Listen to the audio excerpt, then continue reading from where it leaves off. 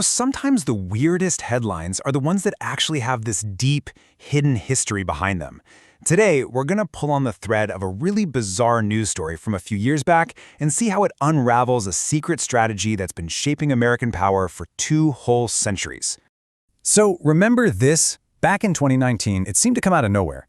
The President of the United States just casually suggests buying Greenland. I mean, most people laughed it off, right? It was dismissed as this totally random, bizarre idea. But what if it wasn't a whim at all? And that's really what we're going to unpack here. Was this just a strange, impulsive thought? Or was it actually the latest play in a game that started 200 years ago, guided by this powerful, long-standing American strategy?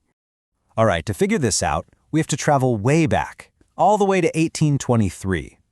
Our first clue is buried in one of the foundational documents of American foreign policy, a rule that, as we'll see, still casts a very, very long shadow.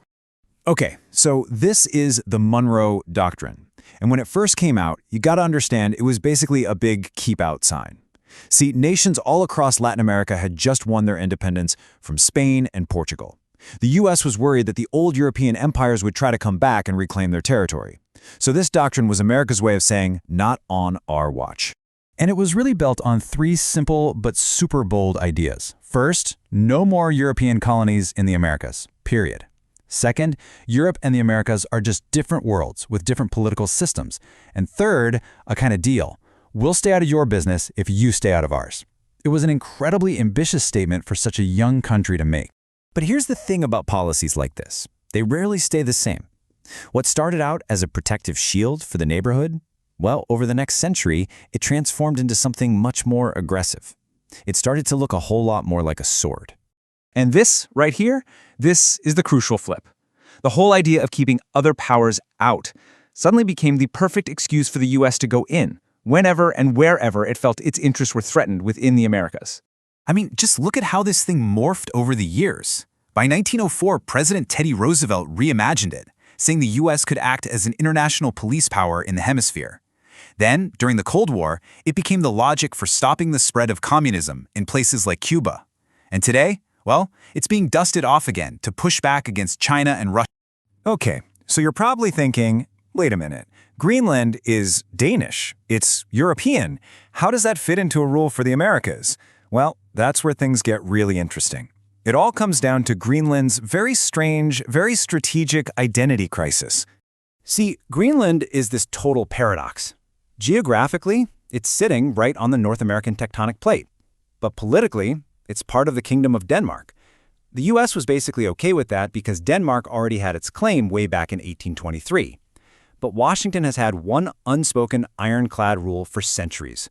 Denmark is fine, but no other major power, no rival, will ever be allowed to control that island. So that 2019 headline, it suddenly doesn't seem so random, does it? It was actually the 3rd time the US officially tried to buy the island.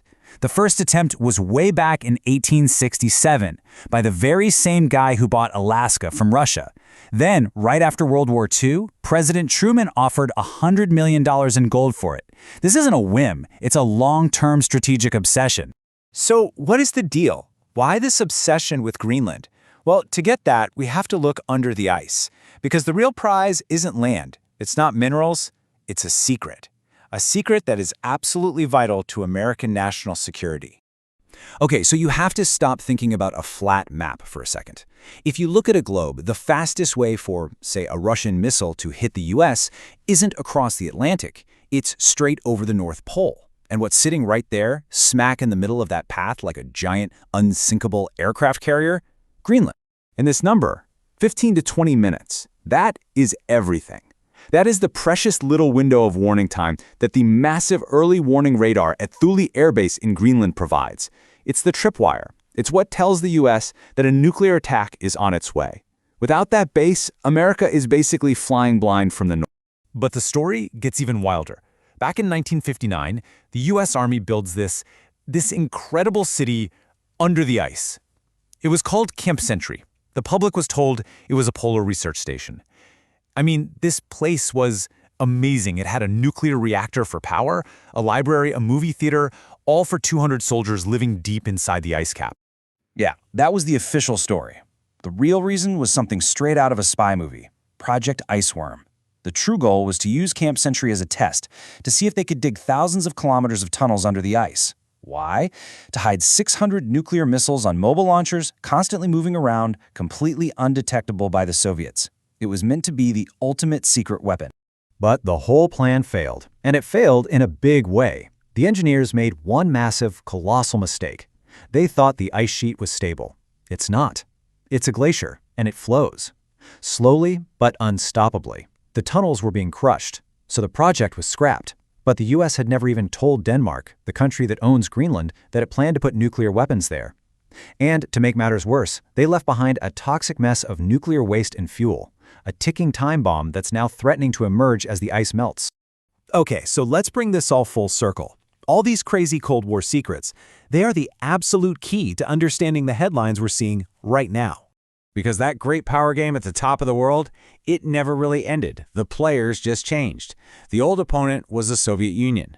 The new rivals are a newly aggressive Russia and a globally ambitious China. And this is where it all clicks into place today. China starts calling itself a near-Arctic state and then tries to fund and build new airports in Greenland. What does the US do? It puts immense pressure on Denmark to kill the deal. That is a textbook Monroe Doctrine move for the 21st century, using diplomatic muscle to keep a major rival power from gaining a foothold in its strategic backyard. And that leaves us with one last kind of chilling question to think about. That 200-year-old rule, the Monroe Doctrine, which was created to keep old sailing ship empires out of the Americas, is now being used to box out new global rivals in a brand new arena that's literally melting open before our very eyes. So the real question isn't if a great power conflict is coming to the Arctic, it's whether it has already begun.